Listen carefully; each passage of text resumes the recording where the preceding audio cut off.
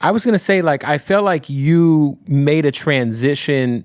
Everybody has growth, but from being like the Jason Lee who wasn't as big as Hollywood Unlocked to now your brand is kind of parallel to your company.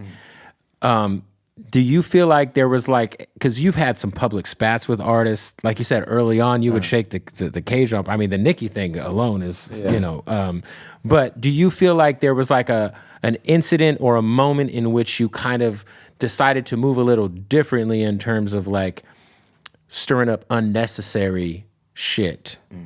See, the thing, I really don't feel like I ever started unnecessary shit. I feel like everything I've started up was necessary. I'm not going to let you bully me. I don't care who you are. And I've had moments with everybody. I mean, with everybody you could think of. I mean, I've had moments with people that people haven't even seen. I don't think I've ever done anything unnecessarily. I just have, I just now choose more strategically how I respond. Sometimes I'll deal with stuff with behind the scenes or whatever. I'm trying to really live in my purpose now. I'm 45 years old.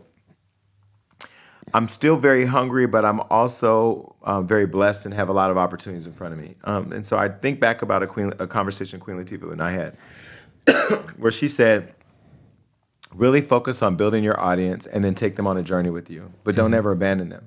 So the people who love the tea, that's what the Jason Lee podcast is going to be about. Big opinions, very unapologetic. Every Friday, you're going to kind of like wrap up the week. Oh, my God. Very unfiltered, yes. Yeah. But, less the whole dick, pussy, fuck, this, that. Right. I mean, just, but very, very blunted. And very unapologetic. And then I think the Jason Lee show, I want to interview Michelle Obama. I want to talk to Barack Obama. These are people that are important to me. I don't want to scare people to the extent that they don't want to talk to me. Mm-hmm. But I also want to be able to keep it real and ask the questions that people want to know. Like, I have to ask Cardi about the song that Quavo did that involves Saweetie. Right. I have to ask her about the lawsuit with Tasha K. Nobody else can ask these questions, by the way. Well, they can if they can get the interview. Yeah, I don't know. No. This is what's going to happen. Cardi's going to go to, whenever she does her run, there's going to be a long list from Dwight from Atlantic, and it's going to be like, you can't talk about this, you can't talk about this, you can't talk about... You're not getting that list. I got the list. Did you throw it away? She threw it away. Wow. I got the list. Long fucking list. That's a lot. Cardi said, nah, we doing an interview. I mean, you're good. You're good. Let me say this.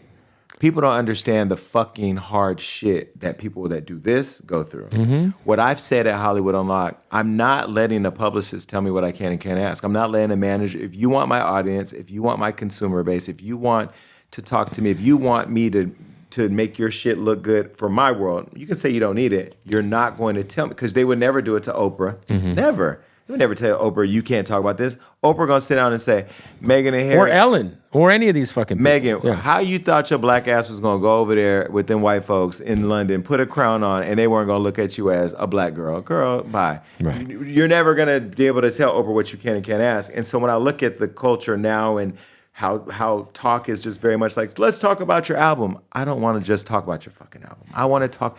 Cardi wasn't on a radio run. Cardi didn't have anything to promote. She just pulled up. And when this list came, I'm not going to say what I said, but I didn't. Cardi called me as soon as I got the list because I was in the chat, because she knew what I was going to say. And she just, it was funny. We had a moment.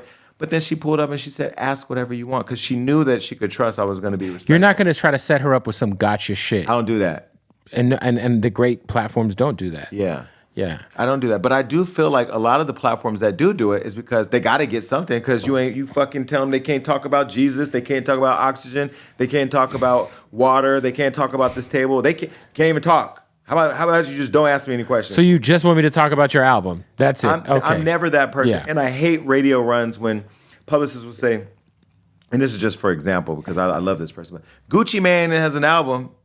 Okay, look, if I'm number 5 on that, I ain't gonna know what the fuck to ask him, because I'm not, that's where he's gonna walk into an interview and I'm playing Jeezy. Yeah. To create a conversation or a mood. But I don't want that no more. I want to be able to authentically interview a Gucci and a Keisha and be like, yo, you guys are the epitome of black love in hip hop, where we watch you. Like, I mean, she's told me a story about how... Is that interview coming soon? I hope so. Gucci, I want you. And Keisha loves me and I love her. But, you know, her story of how she like held him down while he was in prison and started his fitness thing with him and how they got fit together. It's great, yeah. Yeah. For you, like... That list, though. See, y'all don't know.